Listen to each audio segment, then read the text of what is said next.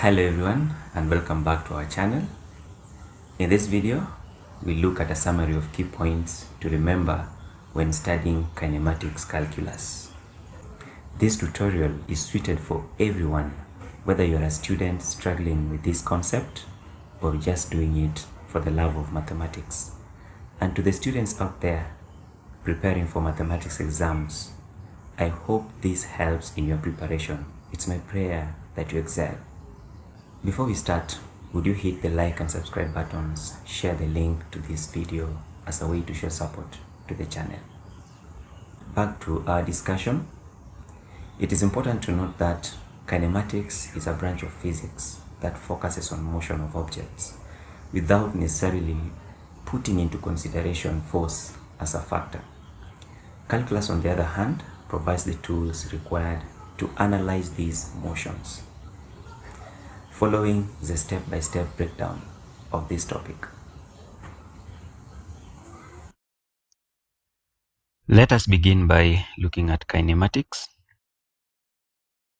Kinematics as the study of motion based on the following variables. We have displacement S,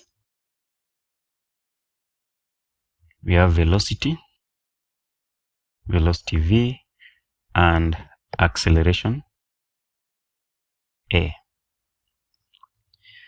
Now we are going to relate these using calculus, and integration and differentiation will come into play. I want us to recall that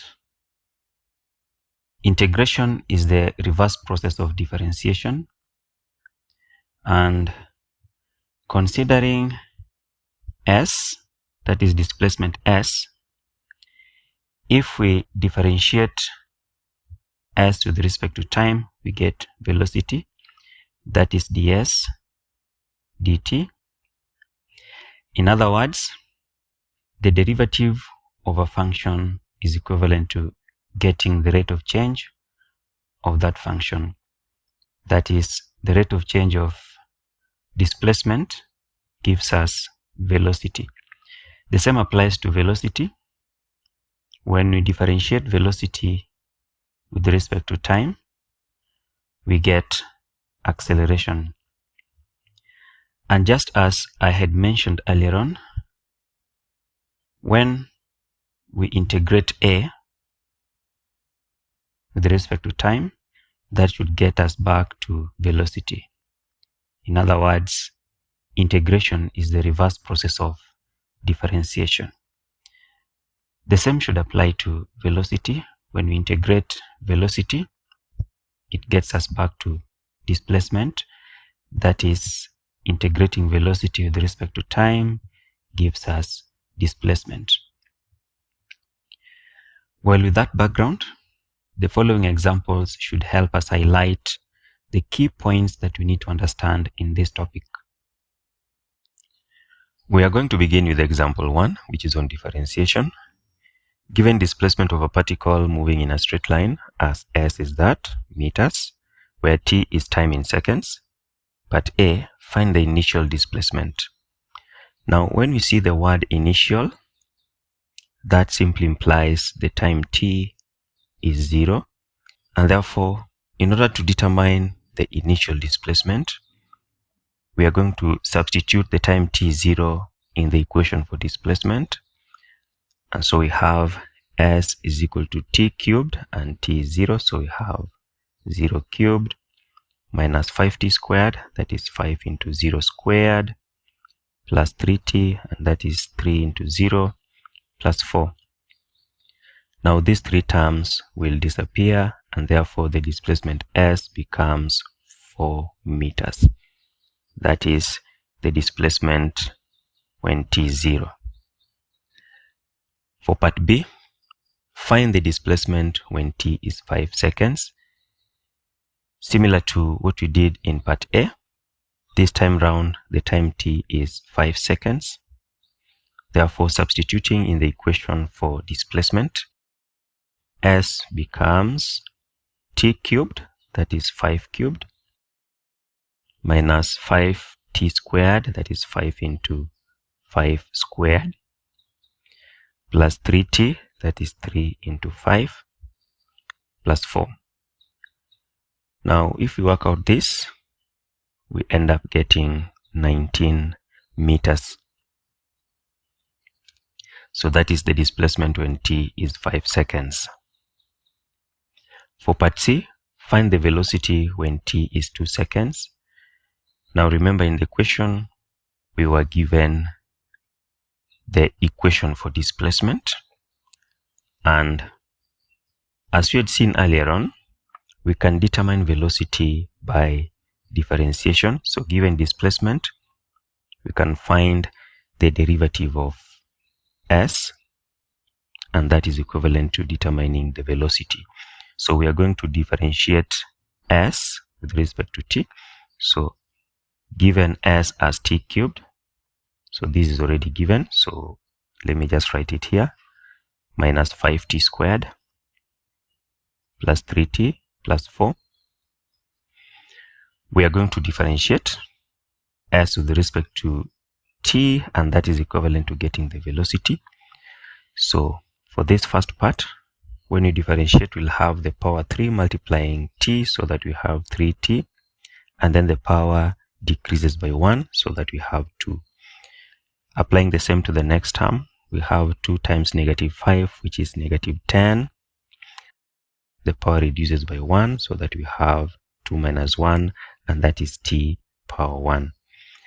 And then for this next part, we'll have plus 3, and then for t, now note that for that part we have 3t power 1, and the power multiplies 3, so that we have 3, and then for t we have the power decreasing by 1, therefore we'll have t power 0, and a number raised to 0 is 1, so we'll have 1 times 3 giving us 3.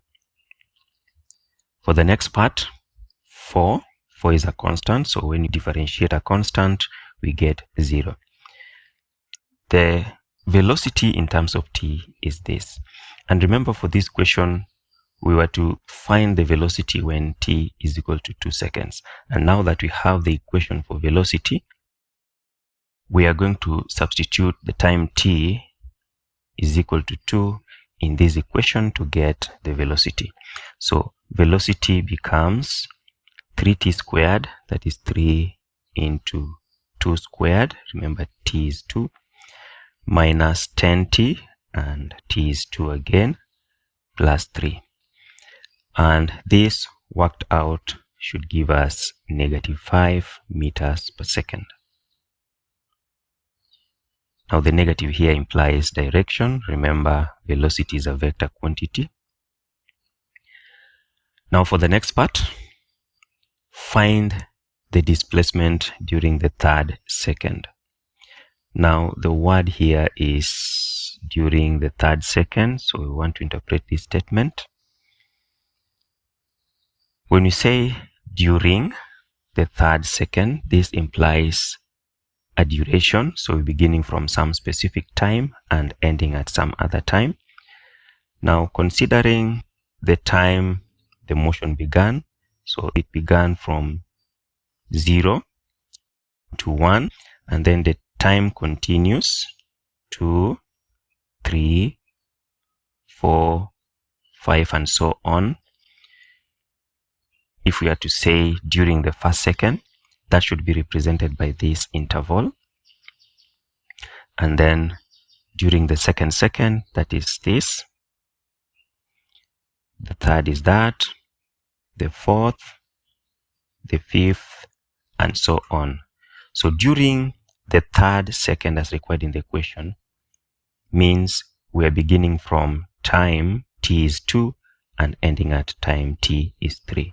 So we're going to use these limits in our substitution.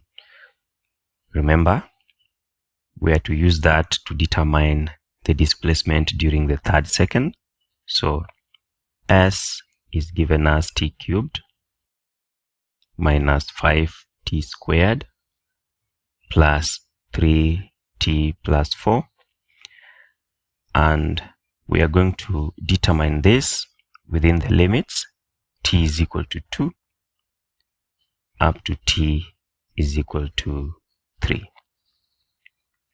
So we are going to substitute the upper limit first, and then the lower, and then we get the difference.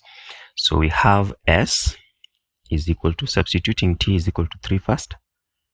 We will have 3 cubed minus 5 into 3 squared plus 3 into 3 plus 4. And then we subtract. Next we substitute T is 2. That is 2 cubed minus 5 into 2 squared plus 3 into 2 plus 4.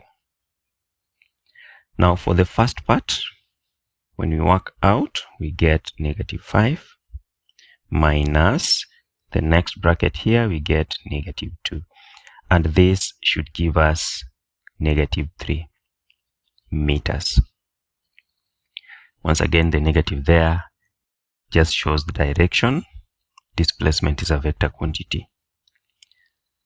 For part E, find T when the particle is momentarily at rest. So we have momentarily at rest. When we see momentarily at rest, or in other words, at rest, that simply implies that the particle is not moving, and therefore velocity v is 0. So we'll take the equation for velocity.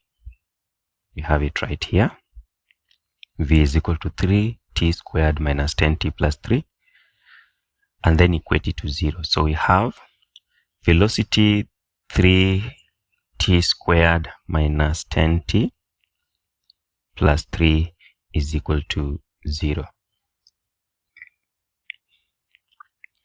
According to the equation, we are required to find t when the particle is momentarily at rest. That means we are required to solve this equation. Now this is a quadratic equation, and therefore we can use any of the methods or approaches to solve it. I'm going to settle on quadratic formula. So we say t is equal to negative b, and b for this case is negative 10, and therefore we have the negative of negative 10, which is positive 10, plus or minus the square root of b squared, and b is negative 10. Negative 10 squared is 100, minus 4 times a times c. A is 3, c is 3, therefore 4 times 3 times 3, that should give us 36. And then we divide all that by twice a. A is 3, that is 2 times 3 is 6. On the numerator, we'll have 10 plus or minus 100 minus 36 is 64, and therefore the square root of 64 is 8. All over 6. And from this, the first value of t becomes, now for the first value we add, so we have 10 plus 8 is 18. 18 divided by 6, that should give us 3. Or the other value for t is 10 minus 8 is 2. 2 divided by 6, that is a third. And thus we've found the time t when the particle is momentarily at rest. Finally, for example 2, which is on integration, we're told a particle moves in a straight line such that the initial velocity v is equal to 5 meters per second, and acceleration a is 60 plus 4 meters per square second. And then for part A, express the velocity v of the particle at time t seconds in terms of t. So we are required to determine v, and in order to determine v when you are given acceleration, then that simply means we integrate acceleration with respect to time, that is acceleration 60 plus 4 with respect to time. So the procedure here is for t is t power 1, therefore the power increases by 1, and then the resulting power divides everything. So we have 6t squared, and then we divide by that power 2. And then for the next part, we have 4t. Remember, 4 is just equivalent to 4t power 0. So we increase the power by 1 and then divide by that power. So that's how we end up with 4t. And then we add a constant, say c. This simplifies too. So we have v is equal to 3t squared plus 4t plus c. Now, this is not yet the expression we are looking for until we will have to determine the value of c. Now, let's get back to this part. We are told that the particle is moving such that its initial velocity is 5 meters per second. So from the word initial, we can tell that the time is 0.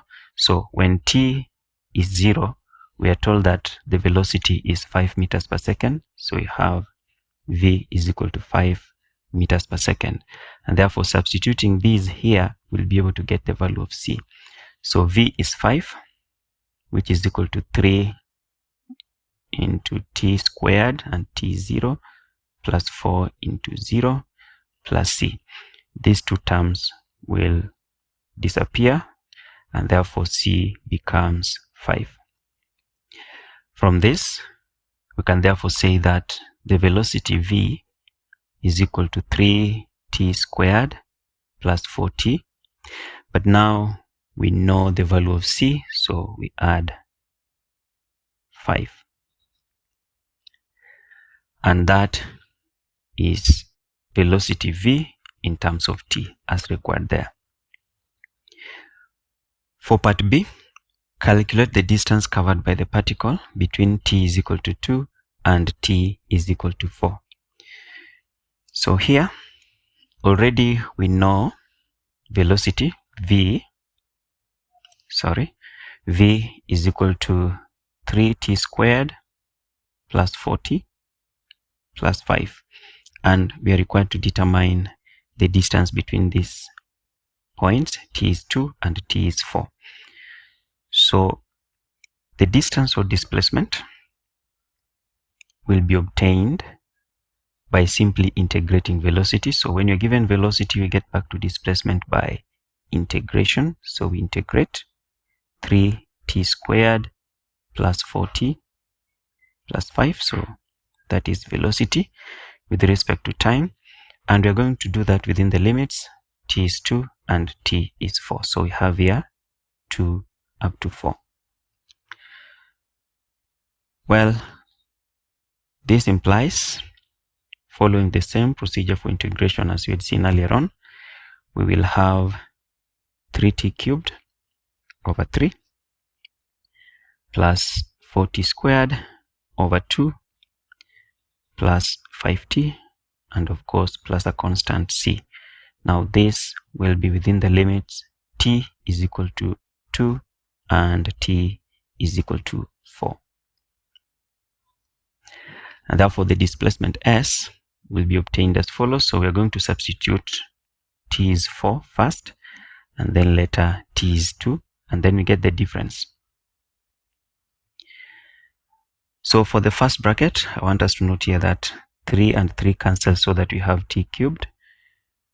This will go here once, here 2, so that we have 2t squared, and then we have 5t plus c. So substituting 4 first, we will have 4 cubed plus 2 into 4 squared plus 5 into 4. We can ignore c because at the end it will still disappear. And then we subtract. So the next bracket we substitute 2. We'll have 2 cubed plus 2 into 2 squared plus 5 into 2. Now for the first bracket, from my calculator, I'm able to get 116 minus the second bracket, I have 26, and this should give us 90 meters. Finally, we are to determine the distance covered during the 4th second. So once again, if we have it as before, 0 to 1, 1 to 2, 2 to 3, 3 to 4, 4 to 5. So we have the 1st, 2nd, 3rd, 4th, and 5th. So during the 4th second, we have the limits 3 and 4. That simply implies that the displacement S, which we've already determined by integrating velocity, so that is t cubed plus 2t squared plus 5t plus c, should be considered within the limits t is 3 and t is 4. Just like in the previous part, we begin by substituting 4. So we have 4 cubed plus 2 into 4 squared plus 5 into 4. We can ignore c because at the end it will disappear. Minus the second part, we substitute 3 so that we have 3 cubed plus 2 into 3 squared plus 5 into 3, just like that. And then for the first bracket, we will have 116 again. And then for the second bracket, from my calculator, I'm able to get 55. And that should give us 61 meters.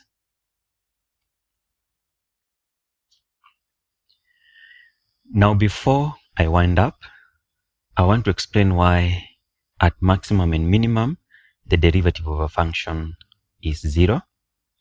Consider a Cartesian plane. So this is the x-axis, and here y-axis. We have the origin O. And then if we're given a cubic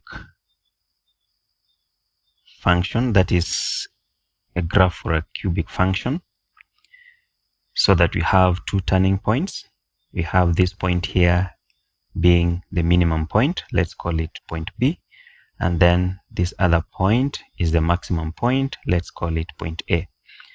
I also want us to identify some 2 other points, like on this side of the curve. Let's call it P. And then here also another point. Let's call it Q. If we consider the gradients at the various points of the curve, let's begin with point P, where if we draw a tangent line, so this is a tangent line to the curve at point P, then considering the nature of the slope, the gradient, that is dy dx, is positive. And for point Q, if we draw a tangent line to the curve at point Q, then the nature of the slope shows that the gradient dy dx is negative. And the points I'm interested in are points A and B. So at B, when you draw a tangent line to the curve at point B, then we have a horizontal line, and the gradient of a horizontal line is usually 0. So at this point, dy dx is 0. Similarly, at point A, the tangent line to the curve is horizontal, and therefore again dy dx is 0. So at the maximum point A and the minimum point B, dy dx is 0, that is the gradient is 0. In other words, the derivative of the function y is 0. Remember, in such a case, y is expressed in terms of x. So this explains why at maximum or minimum, the derivative of a function is 0. For example, we had at maximum displacement, we were saying the derivative of displacement with respect to time is 0. The same applied to velocity and acceleration.